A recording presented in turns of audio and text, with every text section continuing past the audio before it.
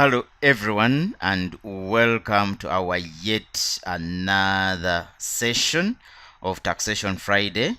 As of course we promised you, we would be bringing you trainings, free trainings, training sessions on taxation, especially on those areas where amendments have been made. So today in our Taxation Friday, we are going to look at the taxation of rental income. We are going to look at the new amendments. We've already made some training sessions, lecture videos on our YouTube channel that have covered the old tax law.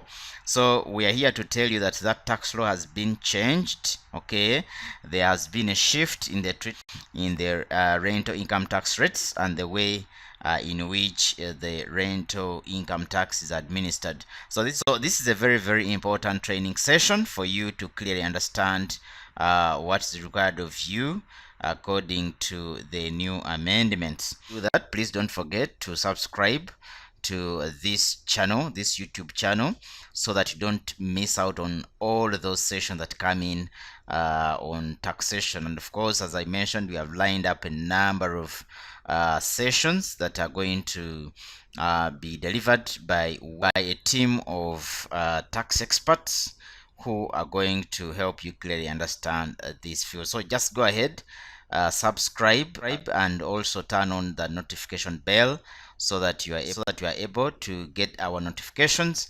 whenever the new session, the new training lecture videos are uploaded on our YouTube channel. Thank you. So as part of the overview, as part of the unit overview, we are going to look at the meaning and scope of rental income tax as per section number 2. We are going to look at the imposition of rental income tax, section number 5.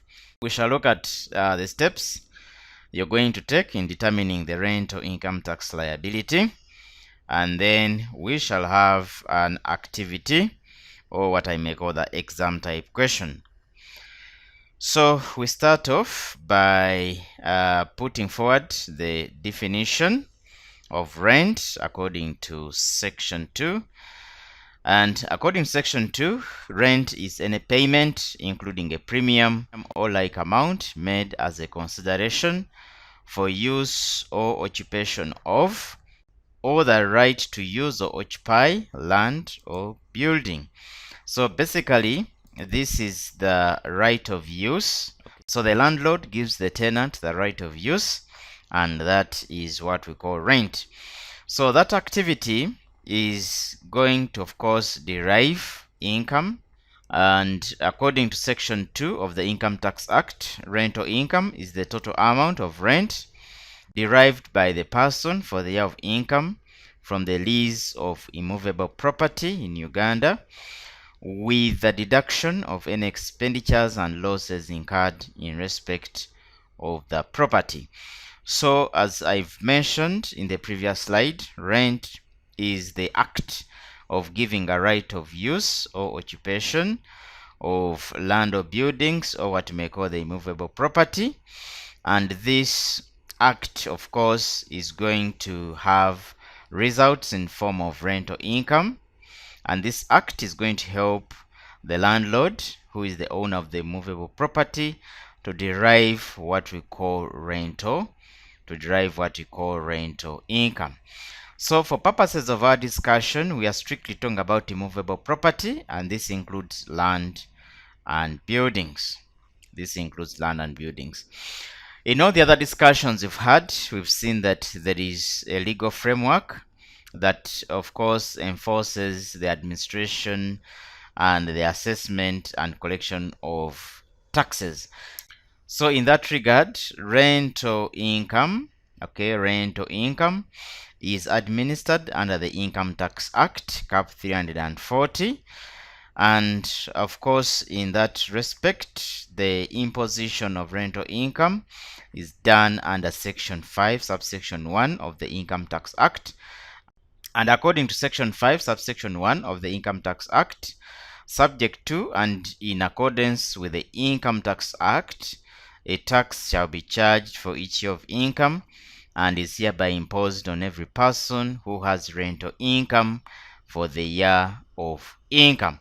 So this particular section makes the tax, makes the tax enforceable and legitimate, and therefore the government can collect this, and of course that would be in compliance with the regulations in Uganda.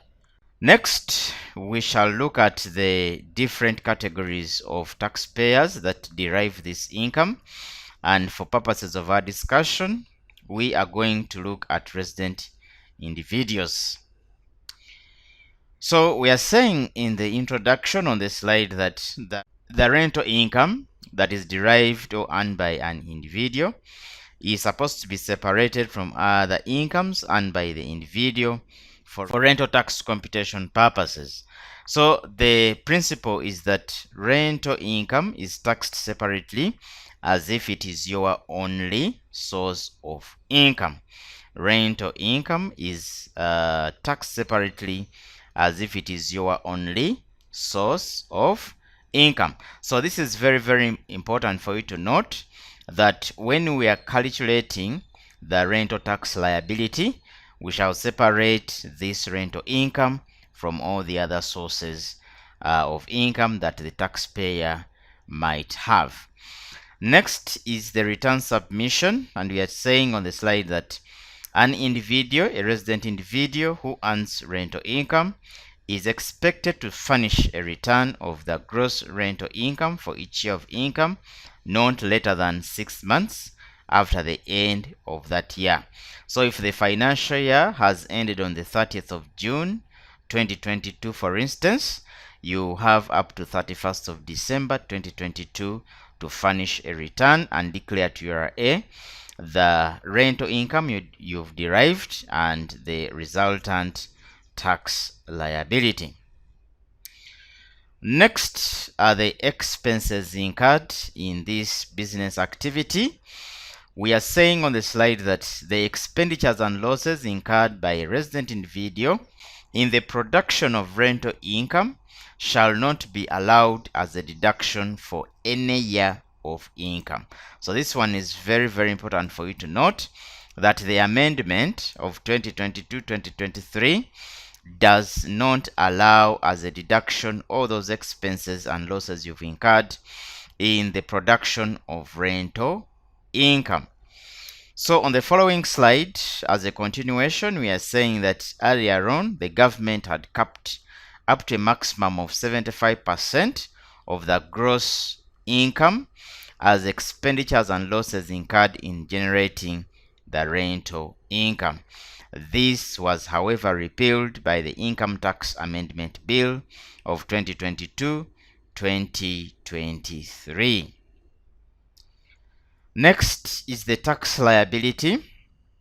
We are saying on the slide that the rental income of a resident individual earned from a resident person for the year of income is charged for tax purposes at a rate of 12% of the chargeable income, that is in excess of 2,820,000 per month. This is equivalent to 235,000 per month. So as per the amendment and as per the changes in the taxation of rental income, a resident individual is going to be charged 12% of chargeable income that is in excess of 2,820,000. We are going to see that in our activity. As a continuation, we are saying that earlier on the rental income of a resident individual and from a resident person for the year of income was charged for tax at a rate of 30% of the chargeable income. There had been no threshold available as per the new amendment. So in the old tax law that has been amended, there was no threshold, and the rental income tax liability was determined at 30% of the chargeable income after allowing the 75% for expenses and losses. So as you're computing the tax liability, these important steps are going to be followed. Step number one, you are going to determine the total. Step number one, you're going to determine the total rental income received by the individual, the resident individual, from renting of immovable property. Of course, that will be simple. You simply look at the monthly rate if it is available. You look at the number of months, then you look at the total, the product. You multiply the rental, monthly rental, and the number of months. That will help you to get the total rental income received by the resident individual. Step number two, you will deduct from the rental income determined in step number one above the threshold of 2,820,000, which is equivalent to 35,000 per month. And then finally, you move to step number three to determine the rental income tax at a rate of 12% of the amount established in two above. So for purposes of understanding the new amendment compared with the old amendment, we are going to work out activity number one. So of course, I've decided to have a cutoff to help us clearly understand the treatment of this tax. So in the activity, we have James Golola, who has been constructing 3 residential units in Ntinda, which were completed in July 2021 at 80 million shillings.